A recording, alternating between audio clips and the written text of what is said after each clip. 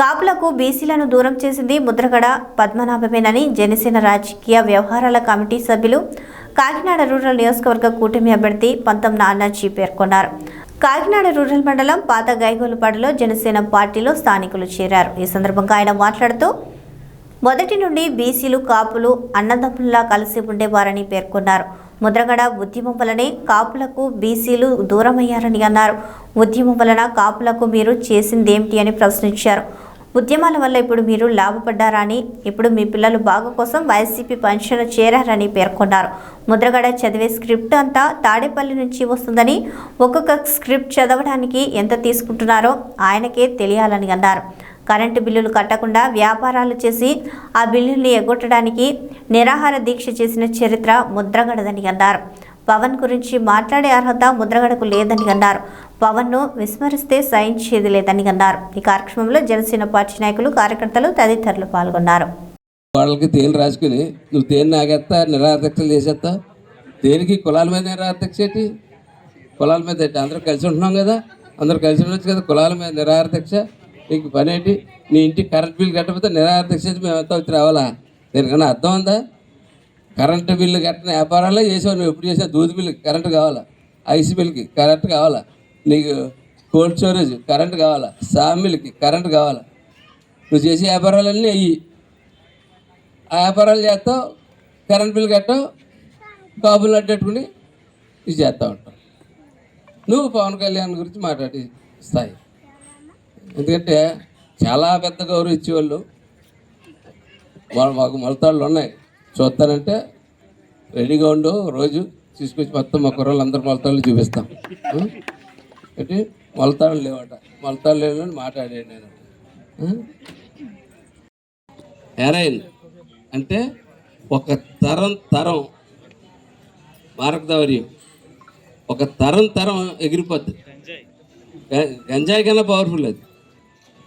దాన్ని జర్మనీలో సిబిఐ వాళ్ళు కనిపెట్టి జర్మనీ నుంచి అలా వచ్చి ఆంధ్రప్రదేశ్లో ల్యాండ్ అయ్యేదారు పట్టుకుందామని చెప్పి వస్తే 3 రోజుల పాటు సిబిఐ వాళ్ళు కూడా పోర్టులోకి వెళ్ళకుండా ఆపింది ఈ రాష్ట్ర ప్రభుత్వం. ఈ రాష్ట్ర ప్రభుత్వం ఆ వ్యాపారం చేస్తూ ఉంది.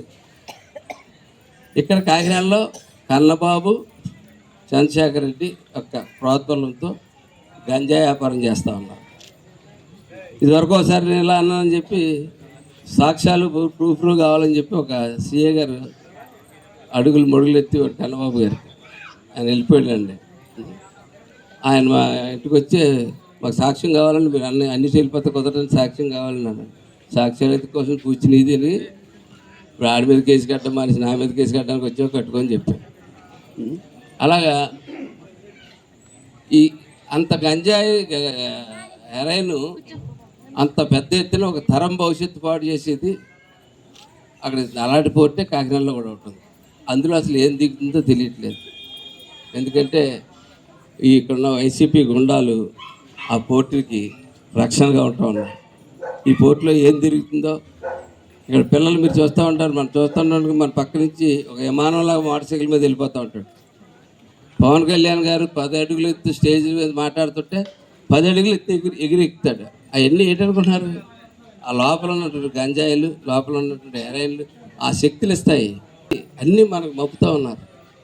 వాళ్ళు డబ్బు చేసుకోవడానికి. మన చిన్నప్పుడు మన సినిమాల్లో చూసేవాళ్ళు ఐస్లో కల్పించి ఆ పిల్లలకి అలవాటు చేసి చూసారన్న సినిమాల్లో అమ్మా వచ్చింది. ఇవాళ రాష్ట్రంలో వాళ్ళ స్థితిగతులు ఇచ్చి ఆయన మళ్ళీ తిరిగి రాజకీయాల్లో నిలబడడం జరుగుతూ ఉంది. అలాగే మా సీనియర్ నాయకులు మొన్న జాయిన్ అయ్యారు బాలిగ్రామన్ గారికి,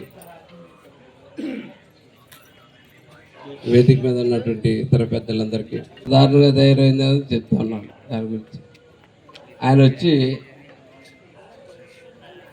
మా కాలనీ గురించి ఒకసారి మాట్లాడండి, మా రోడ్ల గురించి, మా డ్రైన్ల గురించి మాట్లాడండి అని చెప్పి వెళ్ళారు. ప్రత్యేకంగా వచ్చి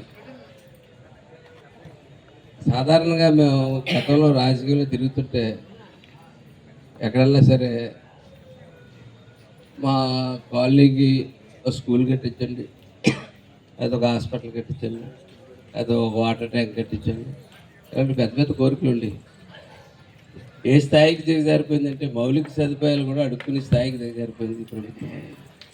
ఈ ప్రభుత్వం పిల్లి అనంతలక్ష్మి సత్యబాబు గారు ఉన్నప్పుడు ప్రతి చోట కూడా రోడ్లు వేయడం జరిగింది, డ్రైన్లు కట్టడం జరిగింది ప్రతి చోట.